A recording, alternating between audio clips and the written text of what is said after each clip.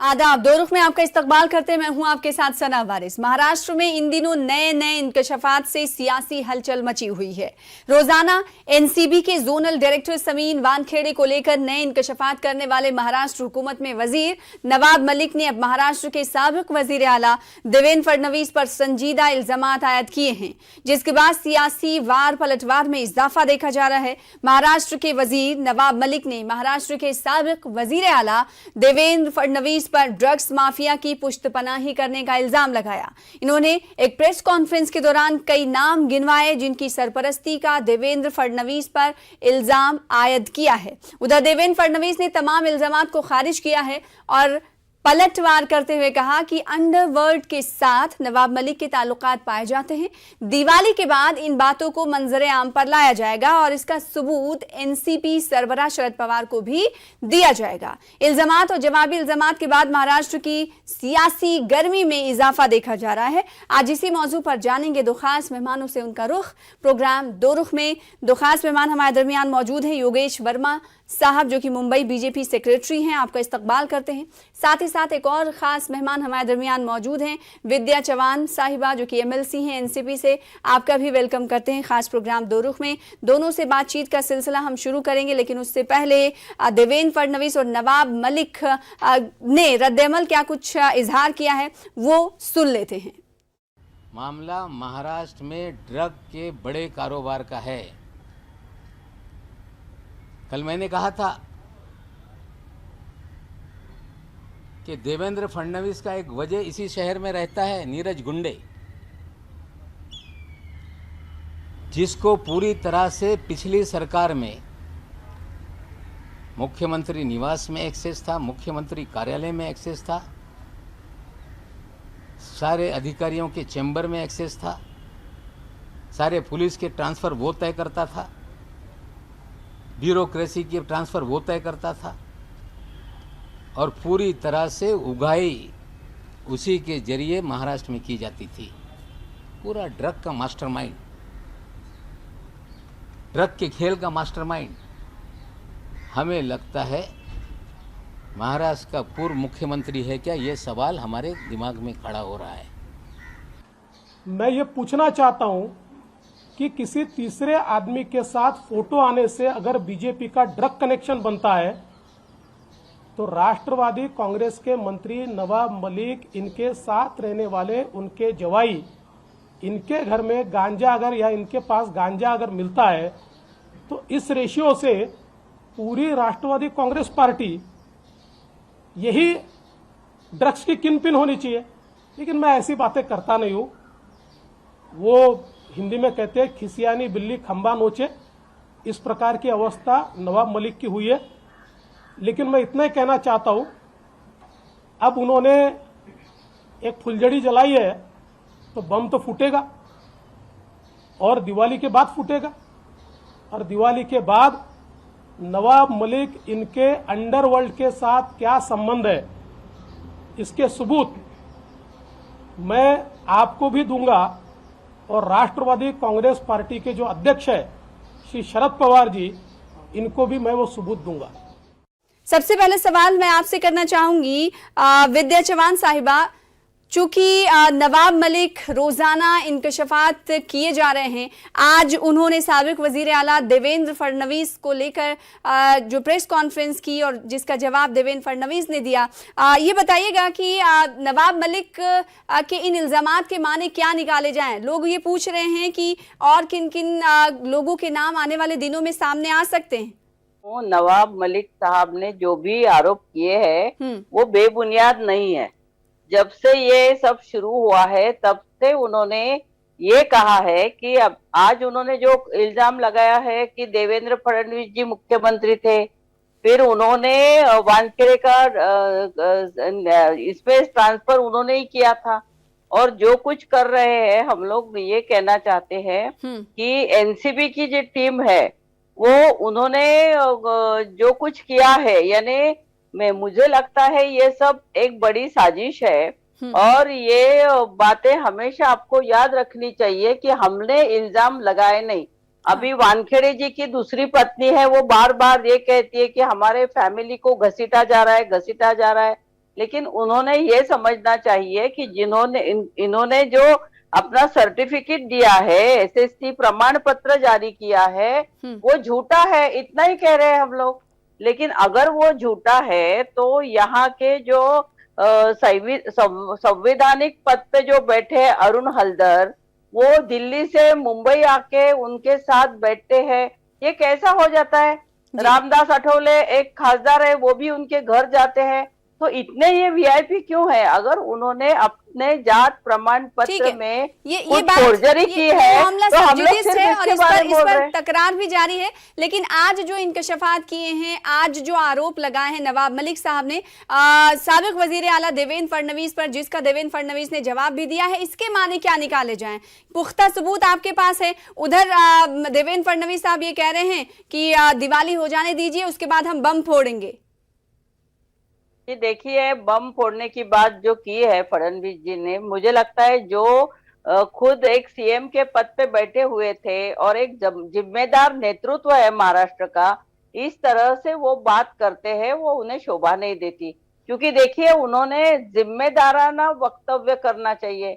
नवाब मलिक जो महाराष्ट्र में मिनिस्टर है, उन्होंने कोई गैर जिम्मेदाराना वक्तव्य किया ही नहीं है। तो फिर उनको बार बार ये बोलना कि ये गलत है। भाई, आप इतना बोलिए कि वो जात का प्रमाण पत्र जो है, एसएससी का जो प्रमाण पत्र है, वो सही है या गलत है, उतना ही बोलना है। तो उसके बारे में ना बोलते हुए बार बार ये आरोप करना, तो इनका कहना है, नवाब भाई का जो कहना है तो वो ये आप जो आरोप कर रहे हैं, तो इसमें एनसीबी का अधिकारियों का तबादला करना, उनके अपॉइंटमेंट करना, एनसीबी से कई भाजपा के नेताओं के संबंध उजागर हुए हैं, तो इसका सब संबंध भाजपा से जुड़ा हुआ है। और तो ये तो इतनी देरी क्यों हुई? अरे कब से हम लोग करें? जब भी देखिए, जब भी शाहरुख खान के बेटे को अरेस्ट हुआ था, उसके 2 दिन के बाद ही नवाब मलिक ने प्रेस कॉन्फ्रेंस लेके जो उनके भाजपा के कार्यकर्ता है, जो हमको देखने वालों को ये लगा था कि ये एनसीबी के अधिकारी है, लेकिन ये गोसावी के एनसीबी का अधिकारी था नहीं था ना, तो वो भाग क्यों गया? ये एनसीबी की जिम्मेदारी है। एनसीबी ने 13 लोगों को अगर अरेस्ट किया था, तो 2-3 लोगों को क्यों छोड़ दिया? तो जितने लोग योगेश वर्मा साहब उनको छोड़ समीर वानखेड़े पर इल्जामात आयद करते करते एनसीपी अब कह रही है कि एनसीबी के कई अफसरों का तबादला भारतीय जनता पार्टी ने किया, मनचाहे तबादला किया। अभी इस बात को दोहरा रही थी चावन साहिबा। मेरा सवाल आपसे ये है कि आप लोगों को क्या कहना चाहेंगे? आज जो इंकशाफात किए हैं, जो इल्जामात लगाए हैं नवाब मलिक साहब ने, वो काफी गंभीर इल्जामात हैं। देवेंद्र फडणवीस पर इल्जाम उन्होंने लगाए हैं उनकी अहलिया पर कि ड्रग्स पैडलर के साथ ताल्लुकात रहे हैं माजी में, और उसके फोटो भी उन्होंने शेयर किए हैं ट्वीटर पर। मुझे लगता है कि अभी नवाब मलिक साहब इसके बाद में अपनी खुद की डिटेक्टिव एजेंसी खोलेंगे और अपना नाम जेम्स बॉन्ड रखेंगे। उनको सब मालूम है, महाराष्ट्र की पुलिस को कुछ मालूम नहीं है, सीआईडी को कुछ मालूम नहीं है, अकेले नवाब मलिक साहब को पता है। वो आने वाले दिनों में मुझे लगता है कि मिनिस्ट्री छोड़ने के बाद में वो डिटेक्टिव एजेंसी खोलेंगे और 007 जेम्स बॉन्ड अपना नाम रखेंगे। किसी के ऊपर भी कुछ भी आरोप करना, एक बिगड़ैल ड्रग एडिक्ट लड़के को बचाने के लिए पूरी एजेंसी के ऊपर तोहमत लगाना। कभी गरीब के बच्चे के लिए इन्होंने इस तरह का प्रेस कॉन्फ्रेंस लिया है क्या? हम गरीब के बच्चों के ऊपर अत्याचार हो रहा है या कुछ और हो रहा है, इन्हीं की सरकार है। ये कहते हैं कि एनसीबी के डायरेक्टर को, और अगर देवेंद्र फडणवीस जी लेकर आए तो स्टेट के मुख्यमंत्री थे, सेंट्रल का कैसे वो लेकर आ सकते हैं? इतने सालों से समीर वानखेड़े जी जब एयरपोर्ट इंटेलिजेंस में थे, तब वो दुनिया भर के लोगों को पकड़ते थे। लोग उनको बहुत रिश्वत देने की कोशिश करते थे, बट वो नहीं मानते थे। एक साफ ऐसा उनका कैरेक्टर है। ऐसे अधिकारी के ऊपर, एक बिगड़े हुए ड्रग एडिक्ट लड़के को के लिए पूरी एनसीबी के ऊपर तोहमत लगाना, एक पार्टी वर्सेस एनसीबी करना, एनसीपी वर्सेस एनसीबी करना, ये कहां तक उचित है? एक अधिकारी, भारतीय जनता पार्टी पर भी इसकी आंच आ रही है ना? देखो, इसकी कोई आंच नहीं आ रही है, लोग हंस रहे हैं। देवेंद्र फडणवीस जी जैसा साफ कैरेक्टर व्यक्ति के ऊपर इस प्रकार का आरोप लगाना, लोग हंस रहे हैं। नवाब मलिक साहब का हर प्रेस स्टेटमेंट 10-20 लाख वोट अपने पार्टी के लिए कम करते हैं और इस सरकार के लिए कम करते हैं। लोग भी समझते हैं। एक भी प्रेस कॉन्फ्रेंस इनकी ये बताइए जो किसी गरीब नहीं, तो आप ये मजलूम बताइए बच्चे के हमें लिए कि या जो ये लड़के प्रेस के लिए कॉन्फ्रेंस कर रहे हैं, तमाम बातें जो कह रहे हैं झूठी हैं। क्या कहना चाहेंगे महाराष्ट्र की जनता को आप एक कि ये अरबोपति इनको और सीरियस लेना चाहिए? सीरियस एलिगेशंस हैं या नहीं? सीरियस नहीं लेना चाहिए। ये तो एक बिल्कुल अब उनको आदत पड़ गई है, वो रोज अपने आप को लाइमलाइट में लाने के लिए किसी के ऊपर भी कैसा भी किसी भी तरह के बचकाना आरोप लगा सकते हैं। यह आरोप मात्र बचकाना आरोप है और खुद को लाइमलाइट में लाने के लिए है। इस तरह के बिगड़े हुए बच्चों के अगर वो साथ देंगे तो पूरी युवा पीढ़ी आगे आने वाले टाइम में खराब हो जाएगी। ये ड्रग्स ये देश की सबसे बड़ी दुश्मन है। ड्रग्स के खिलाफ लड़ने वाले अधिकारी, आपको पता है कि बहुत बड़े बड़े कार्टेल है इनके, पूरा वर्ल्ड की बड़ी बड़ी इकोनॉमी ये लोग चलाते हैं। स्मगलर्स का साथ देना और एनसीबी का विरोध करना, ये कहां तक उचित है? एक सिटिंग कैबिनेट मिनिस्टर क्या मैसेज देना चाहता है पूरे देश को, पूरे वर्ल्ड को, कि मैं यहाँ पर कैबिनेट मिनिस्टर हूं और मैं ड्रग्स के खिलाफ लड़ने वाले लोगों के खिलाफ बोलूंगा। एक भी शब्द उन्होंने उस वीडियो के बारे में नहीं कहा जिसमें शाहरुख खान ये कबूल कर रहे हैं कि उनका 3 साल का बच्चा वो सरेआम वो सेक्स भी करेगा, वो ड्रग्स भी लेगा। उसके ऊपर क्यों केस नहीं बनाना चाहिए? ये बाप ने अपने बच्चे का परवरिश कैसे किया कि वो ड्रग एडिक्ट हो गया? एक और नीरज ओलंपिक्स में मेडल लेकर आ रहा है, 23 साल का लड़का वो भी है, 23 साल का लड़का आर्यन भी है, एक ड्रग्स में पकड़ा जा रहा है और एक भाला फेंकने में देश का नाम ऊंचा कर रहा है। ठीक, आपने कहा नवाब मलिक को लेकर कहा योगेश साहब आपने कि वो लाइमलाइट के लिए ऐसा सब कुछ कर रहे हैं। एक मिनिस्टर को लाइमलाइट होने की जरूरत ही क्यों आन पड़ती है? जब वो खुद ही मिनिस्ट्री संभाल रहे हैं तो क्यों लाइमलाइट होने का सहारा लेंगे? देखो, इस पार्टी का कोई मेरा ऐसा मानना है, इस पार्टी का कोई बहुत ऐसा गोल्डन पास्ट रहा नहीं है। अगर आप देखेंगे तो तेलगी कांड से लगा करके और कितने सारे कांड इस पार्टी के साथ जुड़े हुए हैं। मैं लौटती हूँ आपके पास। तो अभी जेल में पीएमएलए के 3 साल जेल में रहकर के आए और अभी वो केस चल रहा है और उनको मंत्री बना दिया फिर से। विद्या साहिबा कुछ कहना चाहती हैं, उनका रिएक्शन ले ले। काफी देर से वो बोलना चाह रही हैं। मैं ये कहना डिटेक्टिव एजेंसी खोलेंगे नवाब मलिक साहब, ये कह रहे हैं योगेश साहब। साथ ही उन्होंने कहा कि लाइमलाइट होने के लिए ऐसा कर रहे हैं। हवा में ऐसे इल्जामात तो नहीं लगा सकती ना एनसीपी। आप बताइए कि हमारे पास सबूत है। देखिए, मैं बताती हूँ कि नवाब भाई की जितनी भी प्रेस कॉन्फ्रेंस हुई उन्होंने सब सबूत दिए हैं। जो सबूत वानखेड़े ने छुपाए थे वो भी दिखाए हैं। अभी ये बोल रहा है कि जेम्स बॉन्ड है, ये है, तो भाई गोसावी और भानुशाली को किसने बचाया? ये जो कंबोज है, कंबोज के साले को क्यों छोड़ा गया? अभी इसमें एक बात मैं बताना चाहती हूँ कि ये मैटर अगर इनको सीरियस नहीं लगता है तो देवेंद्र फडणवीस इतने भड़क क्यों गए हैं? क्यों इसको ध्यान दे रहे हैं? अगर उन्होंने कुछ किया नहीं, परसों हमारा एक राष्ट्रवादी कांग्रेस का एक कार्यकर्ता है नांदेड़ का, गुरुद्वारा का, उन्होंने भी कहा कि फडणवीस जी जब नांदेड़ में गुरुद्वारा के बाहर आए थे, उन्होंने भाषण किया था, तब हम लोगों ने उनको ध्यान में दिया कि मुख्यमंत्री साहब, ये गुरुद्वारे के बाहर 6 दुकानें हैं जिसमें अफीम और भंग और सब बेचा जाता है, तो उसको पहले बंद करना चाहिए। तब फडणवीस जी ने कहा था कि उसको तुरंत बंद करेंगे, लेकिन उनको बंद किया नहीं। तो फडणवीस जी के टेन्योर में ये सब हो रहा था, लोग उनको बोल रहे थे कि ये बंद कीजिए, तो बंद क्यों नहीं हुआ? और जब अजीत दादा उप मुख्यमंत्री बने तभी उन्होंने वही मैटर उनके पास दिया, तो अजीत दादा ने तुरंत एनसीबी को फोन करके कहा कि नांदेड़ के गुरुद्वारा के बाहर ये ड्रग्स की दुकानें चल रही है, उनको तुरंत बंद करना चाहिए। उसके बाद ये बंद किया। मुझे ये कहना है कि 2016 में केंद्र सरकार ने जीआर निकाला था कि सारे देश से ये ड्रग्स जहां भी मेडिसिन के लिए उसको परमिशन दी जाती है वो गलत है, वो नहीं देना चाहिए। मेडिसिन के लिए परमिशन का फायदा लेके ड्रग्स पेडलर और ड्रग्स सेल करने वाले जो गलत काम करे उसको रोकना चाहिए। लेकिन फिर भी फडणवीस जी ने ये महाराष्ट्र में बंद नहीं किया और महाराष्ट्र से बहुत सारे स्टेट्स में कर्नाटका, गोवा यहाँ से जाता था, लेकिन फडणवीस ने नजरअंदाज किया है। ये बात असली है, ये लोग कहते हैं इसमें। तो नवाब जी ने जो आरोप लगाए हैं वो उन्होंने प्रूफ दिखाए हैं और भी दिखाने वाले हैं। सीधे तौर पर एनसीपी का इल्जाम है कि भारतीय जनता पार्टी ने ड्रग्स को बढ़ावा दिया, ड्रग्स तस्करी पैडलर्स को बढ़ावा दिया, जो इस काम से जुड़े हुए थे उनको बढ़ावा दिया। कहीं ना कहीं कहीं ना कहीं जो फोटो जो ट्वीट किया है नवाब मलिक ने, उसको लेकर भी कई तरह की बातें सामने आ रही हैं। अब देवेंद्र फडणवीस साहब ये कह रहे हैं कि अंडरवर्ल्ड से क्या ताल्लुकात है हम बताएंगे, लेकिन ये तमाम बातें एक मिनिस्टर, ये भी देखना होगा ना योगेश साहब कि कोई आम आदमी नहीं कह रहा है ये बात, ये एक मिनिस्टर बात कह रहा है, तो आखिर उसको क्यों ना सीरियस लिया जाए। जिस दिन से उन्होंने एक ड्रग एडिक्ट लड़के के लिए ये लड़ाई शुरू की जी, उसी दिन से समझ में आ गया कि ये किसके लिए लड़ रहे हैं। शाहरुख खान एक सुपरस्टार, वो सिमी ग्रेवाल के शो में खुद कबूल कर रहा है कि मैं मेरे बेटे को इंसिस्ट करूंगा ड्रग लेने के लिए, मैं मेरे बेटे को इंसिस्ट करूंगा किसी लड़की के साथ में जाने के लिए। और तो आपको ऐसा लगता है कि ये तमाम चीजें एनसीपी इसलिए कर रही है सपोर्ट के तौर पर?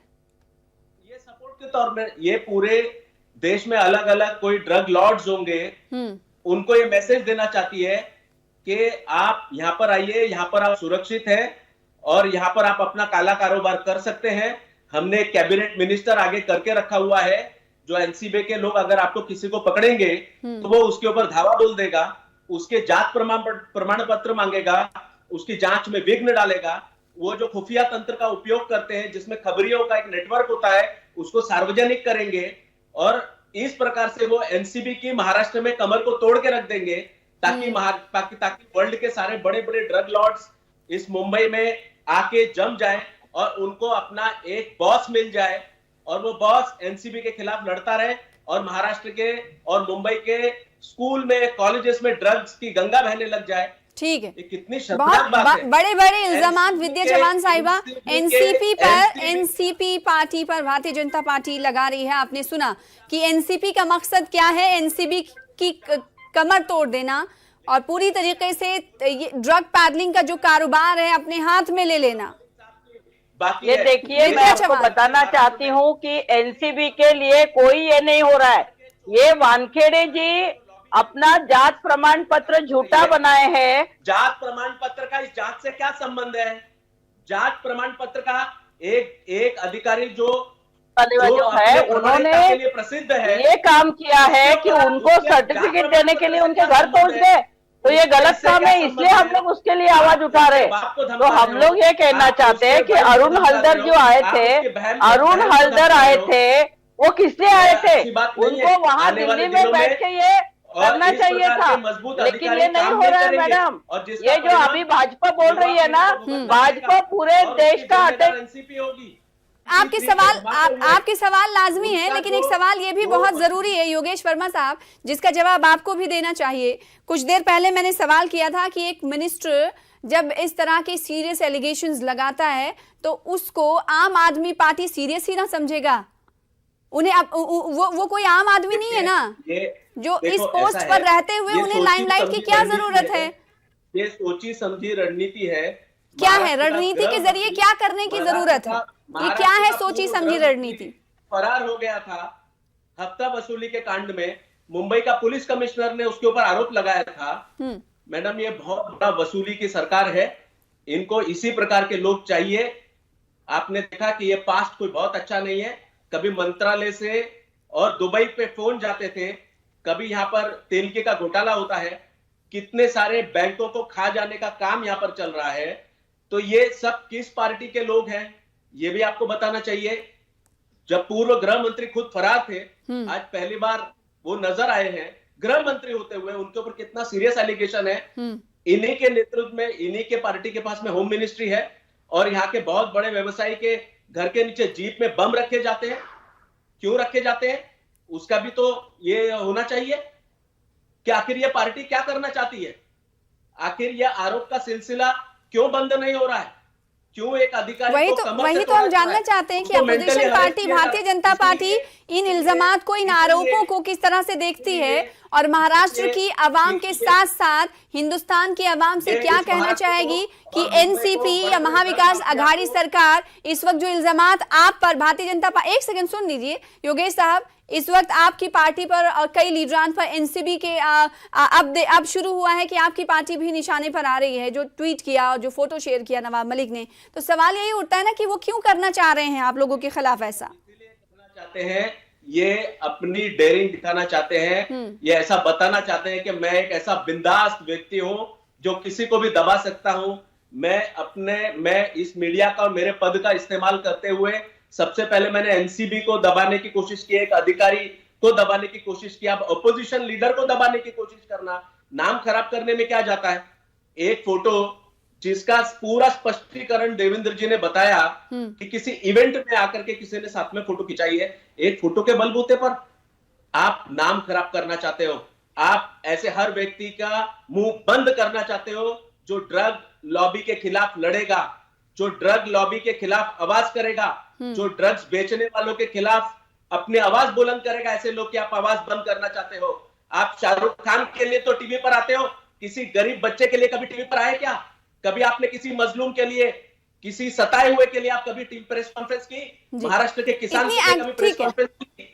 बिल्कुल वाजिब सवाल है आपका। आपको फिर ठीक है, महाविकास आघाड़ी और एनसीपी इतना एग्रेसिवली क्यों कर रही है ऐसा?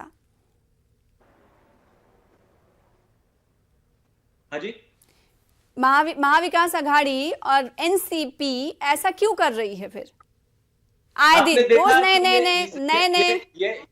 इंकशाफात। फिर वापस मैं बताना चाहता हूँ, ये इसीलिए आरोप लगा रहे हैं ताकि जितने भी वर्ल्ड वाइड जो ड्रग माफिया है उनको ऐसा मालूम पड़े कि खुद कैबिनेट मिनिस्टर और इस देश के अंदर, इस महाराष्ट्र के अंदर और ड्रग लॉर्ड को एक तरह से आह्वान कर रहा है कि आप आइए और यहाँ पर आकर के बढ़िया तरीके से बिजनेस कीजिए।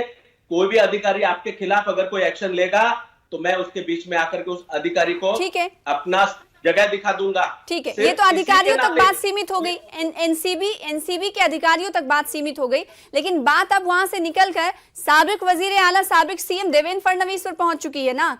तो अब एक पहलू आप ये कह रहे हैं कि लोगों को डराना चाहते हैं ताकि वो गवर्नमेंट के अंदर आकर ये गलत काम ड्रग्स तस्करी का करें, लेकिन एक तरफ से एक दूसरा पहलू देखें, इसमें पॉलिटिकल एस्पेक्ट्स भी तो ढूंढा जा रहा है ना।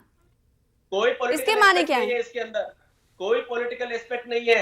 ये विपक्ष को और विरोधी पक्ष के नेता को डराना चाहते हैं, उनका मान सम्मान को नष्ट करना चाहते हैं, उनके जीवन के क्रेडिबिलिटी को खराब करना चाहते हैं।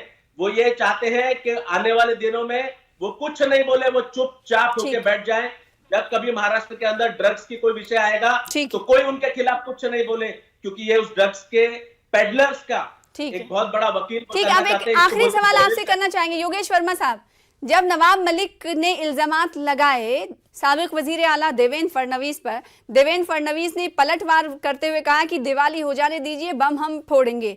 जब उनके पास एनसीपी के अंडरवर्ल्ड कनेक्शन के हवाले से कुछ जानकारी थी तो ये पहले ही क्यों नहीं इसके खुलासे, इसके इंकशाफात किए गए? पहले इसे क्यों नहीं मंजर आम पर लाया देखिए देवेंद्र फडणवीस साहब ने? आज जब नवाब मलिक जी ने देवेंद्र फडणवीस जी के ऊपर आरोप जिस प्रकार का लगाया, उनको तुरंत का तुरंत उसकी स्पष्टीकरण करना ये किसी भी जिम्मेदार नेता का काम है। उन्होंने उस आरोप का स्पष्टीकरण किया है और आने वाले दिनों में जाने इस महाराष्ट्र में जो भंगार वाले लोग, जो जिस प्रकार का काम चल रहा है, जिस तरह से स्क्रैप डीलर्स का और कैश का और जो बिजनेस चल रहा है, और कौन उस बिजनेस को इस महाराष्ट्र में चला रहा है, जिसके लिंक गाजीपुर तक है, जिसके लिंक पोरबंदर तक है, जिसके लिंक दुबई तक है, तो आप लोग पीछे क्यों हैं? पता लग जाएगा। हम लोग कोई पीछे नहीं है। हाँ, बिल्कुल पीछे नहीं है। नहीं तो इतने दिनों से एनसीपी इंकशाफात कर रही है, आप कुछ नहीं बोल रहे। आपको भी बोलना चाहिए ना, इनके लिंक्स इनसे हैं। रोज देवेंद्र जी, रोज प्रवीण दरेकर जी, रोज चंद्रकांत दादा पाटिल, ये सभी लोग हर दिन अपनी भूमिका को स्पष्ट कर रहे हैं। कहाँ इन्होंने बोला कि अंडरवर्ल्ड से भी कनेक्शन है नवाब मलिक के? अभी बोल रहे हैं ना देवेंद्र फडणवीस साहब। मनसुख हिरेन का मर्डर किसने सबसे पहले क्रैक किया?